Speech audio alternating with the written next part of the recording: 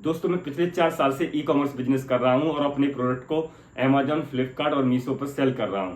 दोस्तों हर साल इन प्लेटफॉर्म के ऊपर जब भी सेल आती है तो कंपनियों की तरफ से, फ्लिपकार्ट, अमेजॉन, मीशो की तरफ से रिकमेंडेशन आती है, हमारी लिस्टिंग के ऊपर फोन आते हैं कि सर आप ये वाला ऑफर है, इसमें ऑप्ट इन कीजिए, ये वाला डिस्काउंट अपने कस्टमर को दीजिए जिससे आपको ज़्यादा ऑर्डर आएंगे, इस सेल में आपकी सेल सक्सेसफुल हो जाएगी। तो दोस्तों शुरुआत में हम क्या करते थे, जब हमने स्टार्ट किया था ई कॉमर्स बिजनेस तो हमारे बहुत कम ऑर्डर आते थे। तो हम ऑर्डर लेने की चाहत में चलो भाई ऑर्डर तो बढ़ाओ, जिससे बेशक हमें स्टार्टिंग में प्रॉफिट ना हो, लॉस ना हो, लेकिन कम से कम ऑर्डर आएंगे तो हमारी लिस्टिंग के ऊपर रिव्यू आएंगे तो हमारी जो लिस्टिंग है, हमारे जो प्रोडक्ट की लिस्टिंग है इन प्लेटफॉर्म के ऊपर थोड़ा रैंकिंग में ऊपर आएगी। फर्स्ट पेज पर प्रोडक्ट आएगा तो हमारा जो प्रोडक्ट है वो सेट हो जाए। जो डिस्काउंट है वो दोस्तों हम लगा लेते थे और हमें ऑर्डर तो खूब आते थे। जो जब भी सेल आती थी हमने 500 ऑर्डर जो है पर डे पैक किए हैं दोस्तों, लेकिन उन ऑर्डर्स पे हमें कोई भी मुनाफा नहीं होता था। ये मान के चलिए स्टार्टिंग में हम जो पूरा का पूरा बिजनेस लॉस में करते थे। क्यों कि मान लो हमें 500 ऑर्डर तो ले लिए, लेकिन 500 ऑर्डर में हमने कोई प्रॉफिट नहीं लिया, कोई लॉस नहीं लिया।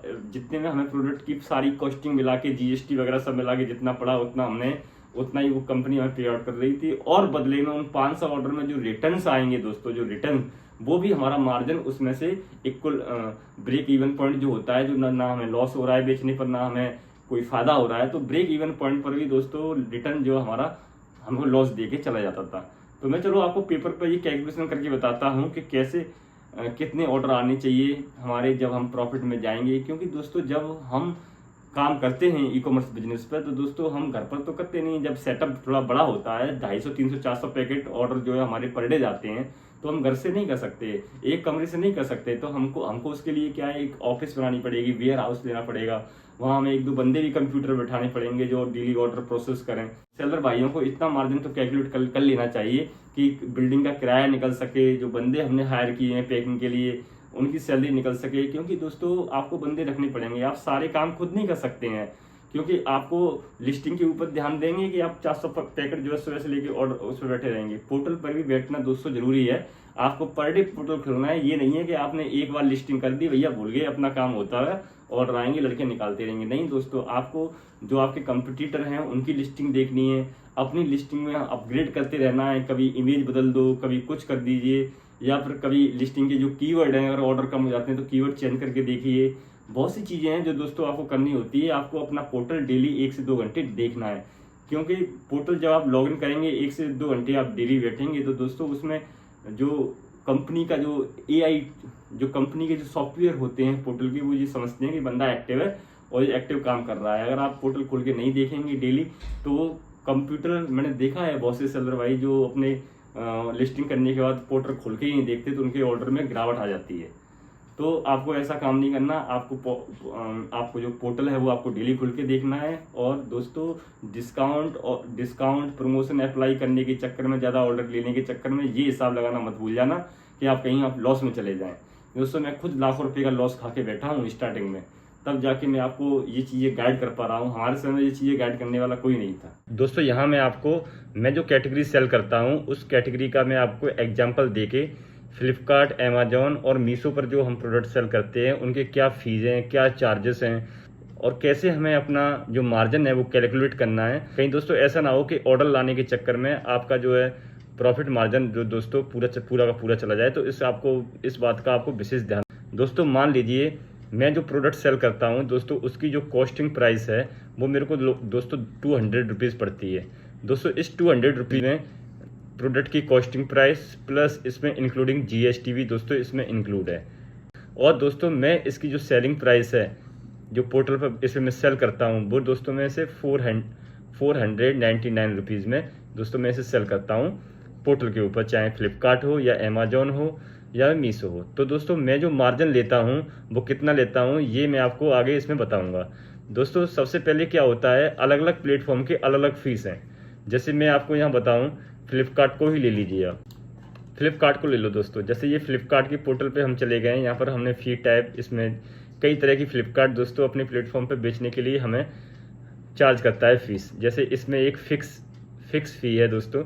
फिक्स फी दोस्तों क्या होता है, फिक्स फी के अंदर दोस्तों यदि आपका प्रोडक्ट 0 से जीरो से 300 रुपीज़ के अंडर में सेल होता है, यानी कि उसकी सेलिंग प्राइस है वो जीरो से लेके 300 रुपीज़ तक है, तो वो आपको फिक्स फी चार्ज करता है 14 रुपीज़। यहाँ पर दोस्तों फुलफिल बाई फ्लिपकार्ट दो तरह के ऑप्शन आपको दिखाई देंगे, फुलफिलमेंट बाई फ्लिपकार्ट और नॉन फुलफिलमेंट बाई फ्लिपकार्ट। यानी दोस्तों यदि प्रोडक्ट को आप खुद अपने यहाँ अपने घर से या अपने वेयर हाउस से या अपने ऑफिस से दोस्तों आप पैक कर रहे हैं, खुद ही दोस्तों आप रेडी करते हैं, इन्वेंट्री आप खुद ही मेंटेन करते हैं, वेयर हाउस आपने खुद ने ले रखा है, तो वो दोस्तों होता है फुलफिलमेंट बाई फ्लिपकार्ट, वो sorry non fulfilment by Flipkart. और यदि आपने प्रोडक्ट फ्लिपकार्ट के वेयर हाउस में रखा हुआ है तो दोस्तों ऑर्डर आने से लेकर डिलीवरी तक सारी की सारी हैंडलिंग जो है प्रोसेसिंग की वो सब फ्लिपकार्ट करता है। आपको उसमें कुछ भी नहीं करना, ना आपको अपनी इन्वेंट्री रखनी है, ना आपको कोई वेयर हाउस अपना किराए पर लेना है, ना आपको बंदे हायर करने हैं।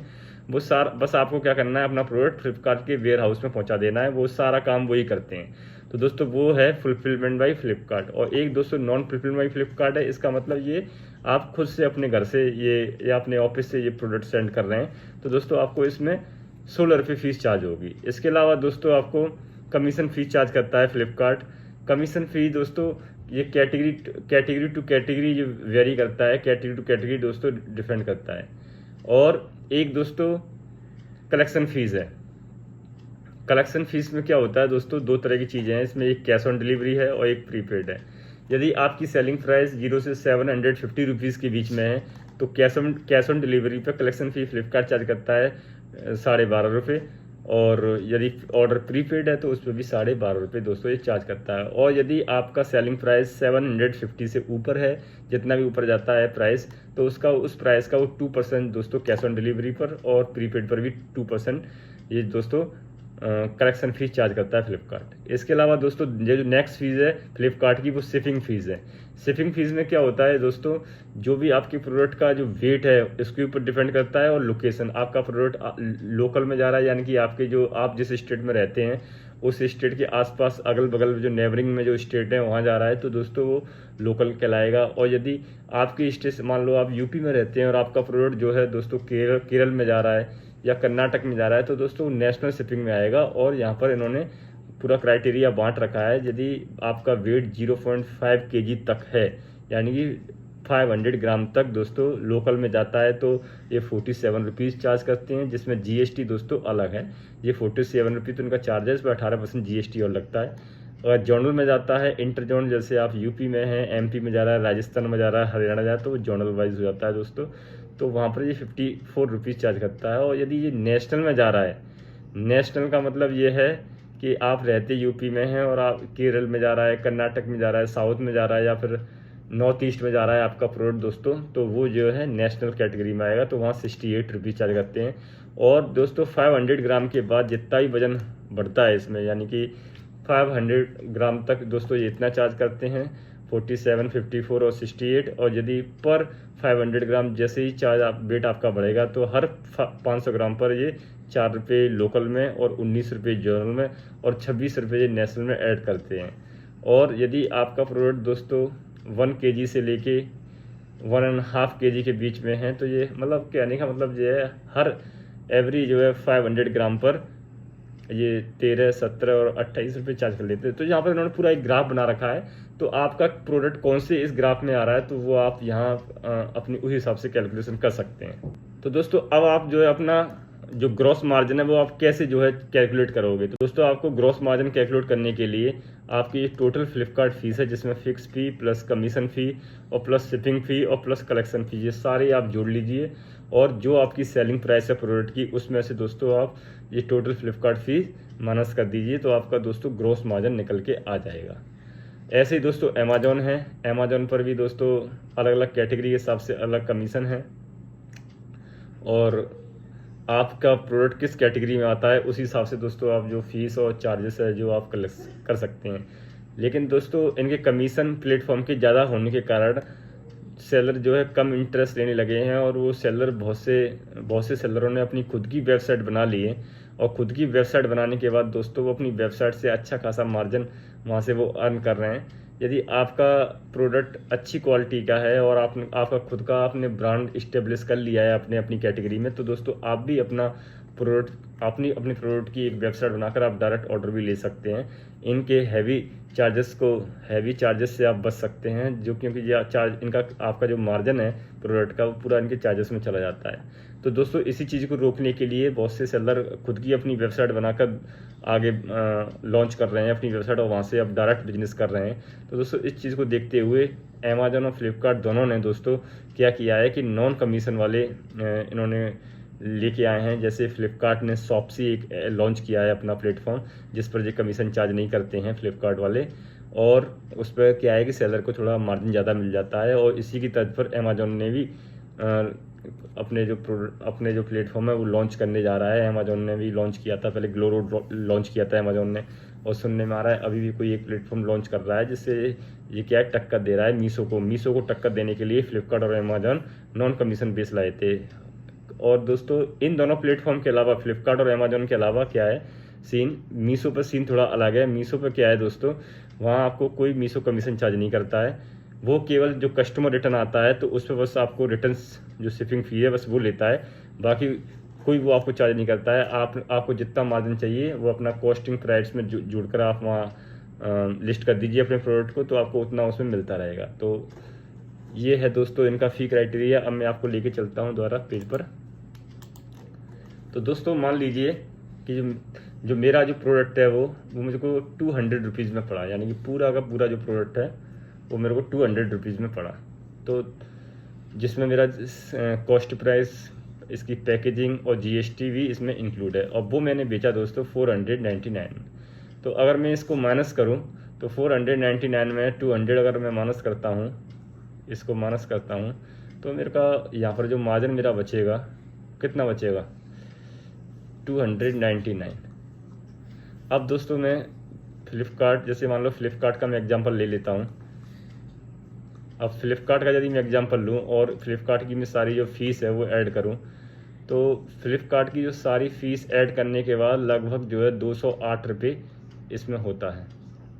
208 रुपये मेरा पूरा कलेक्शन फ़ी, फिक्स फ़ी, कमीशन, जीएसटी वगैरह सब मिला के 208 रुपये फ्लिपकार्ट का चार्जेस होता है। तो दोस्तों क्या है कि मैंने प्रोडक्ट 200 रुपीज़ का लिया, सेलिंग प्राइस मैंने लिस्ट की 499 की, तो 499 में से मान लो 499 में से 200 में माइनस करूँगा तो 299 बचे। तो यानी कि इस 499 में से मैंने जो प्रोडक्ट 200 का लाया था वो मैंने अपनी कॉस्ट प्राइस माइनस कर दिए, तो मेरे पास अब बचे पैसे कितने 299 बचे। अब इस 299 में से मैं फ्लिपकार्ट का जो कमीशन है वो माइनस कर दूंगा, तो मेरे को 9 में से 8 के तो 1, 9 में से 9, तो 91 दोस्तों रुपीज़ जो है मेरा ग्रॉस जो है मार्जिन हो जाएगा।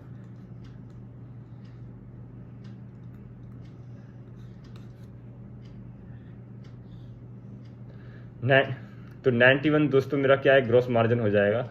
अब मान लीजिए दोस्तों कि मेरे को ऑर्डर जो आते हैं,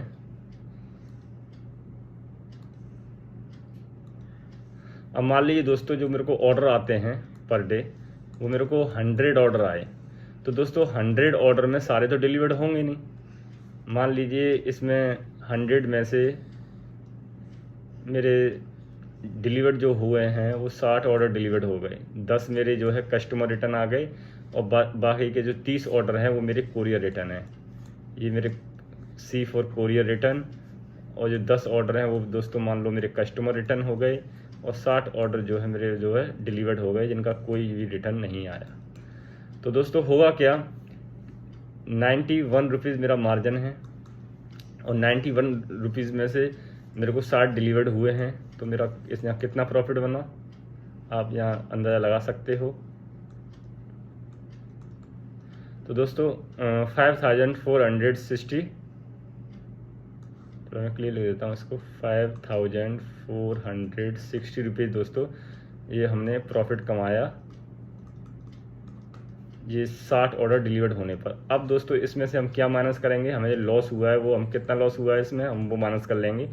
जैसे मान लो जब कस्टमर रिटर्न आए हैं 10, तो 10 दोस्तों कस्टमर रिटर्न आए हैं। तो 10 कस्टमर रिटर्न में जब कोई भी एक कस्टमर रिटर्न आता है तो दोस्तों मेरे को कंपनी 208 रुपये चार्ज करती है, यानी कि शिपिंग, रिवर्स शिपिंग वगैरह टैक्स सब मिला के 208 रुपये एक कस्टमर रिटर्न पर काट लेती है।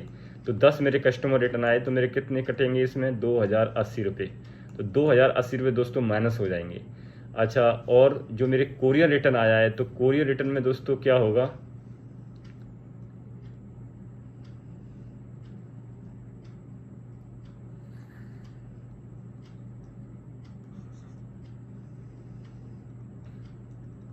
जो कोरियर रिटर्न आया है, जो कोरियर रिटर्न में दोस्तों मेरा पॉली बैग जो है 4-5 रुपये का, 5 रुपये का मुझे पॉली बैग की कॉस्ट पड़ती है, वो इसमें दोस्तों ख़राब हो जाता है। तो मेरे मान लो 30 जो है पॉली बैग मेरे ख़राब हो गए, तो 150 रुपये के मेरे जो पॉली बैग हैं वो मेरे ख़राब हो गए। तो 2080 और ये 150 इनको मैं ऐड करूँगा दोस्तों, तो ऐड कर लेता हूँ। तो दोस्तों 2230 रुपये। तो दोस्तों अगर मैं प्रॉफिट जोड़ूँ अपना, तो मेरे को जो प्रॉफिट हुआ था, प्रॉफिट कितना हुआ था मेरे को, 5460 रुपये। 5460 रुपये का दोस्तों मेरे को प्रॉफिट हुआ था, 5460 रुपये। और दोस्तों जो मेरे को लॉस हुआ था वो कितने रुपये का हुआ था, 2230 रुपये का। तो दोस्तों 2230 रुपये का मेरे को लॉस हुआ, तो वो इसमें से मैं माइनस कर दूंगा 2230 रुपये।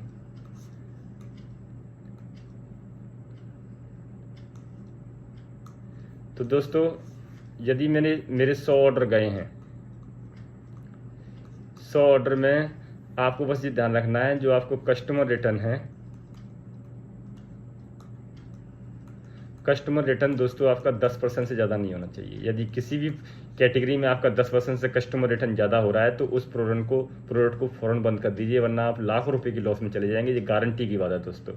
यदि 10% कस्टमर रिटर्न है और 100 ऑर्डर आपके पर डे आ रहे हैं तो मान के चलिए 60 ऑर्डर आपके दोस्तों डिलीवर्ड होंगे, 10 ऑर्डर आपके कस्टमर रिटर्न आएंगे और 30 ऑर्डर आपके कोरियर रिटर्न आएंगे। जैसे गए हैं वो वैसे ही वापस आएंगे। हालांकि कोरियर रिटर्न पर कोई कंपनी कोई चार्जेस आपके ऊपर नहीं लगाती है, लेकिन उसमें आपका पॉली बैग दोस्तों वो डैमेज हो जाता है। यहाँ दोस्तों मैंने पूरा आपको एग्जाम्पल देके समझाया है। यदि आपको 100 ऑर्डर आते हैं और आपके प्रोडक्ट का जो कस्टमर रिटर्न है वो 10% है यदि, तो भी दोस्तों आप अच्छा खासा प्रॉफिट यहाँ कमा सकते हैं। 100 ऑर्डर पे 3230 रुपये आप पर डे का दोस्तों प्रॉफिट है आपका। लेकिन जो सेलर भाई हमारे लॉस में जाते हैं वो किस लिए जाते हैं, वो दोस्तों कस्टमर रिटर्न 10% से बढ़कर ज़्यादा हो जाता है, इसलिए उनका पूरा का पूरा प्रॉफिट मार्जिन, अगर मान लो दोस्तों यहाँ मेरे 10 की बजाय अगर मेरे 20 कस्टमर रिटर्न आते तो मेरा जो प्रॉफिट बच रहा है दोस्तों ये भी नहीं बचता।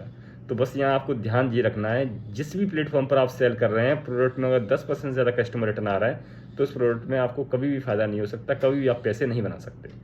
तो दोस्तों आशा करता हूँ ये वीडियो आपको समझ में आई होगी, और दोस्तों वीडियो समझ में आई हो तो प्लीज़ हमें लाइक कर दीजिए, शेयर कर दीजिए, और यदि अभी तक आपने चैनल को सब्सक्राइब नहीं किया है और पेज को फॉलो नहीं किया है तो दोस्तों प्लीज़ पेज को फॉलो कर लीजिए और चैनल को सब्सक्राइब कर दीजिए।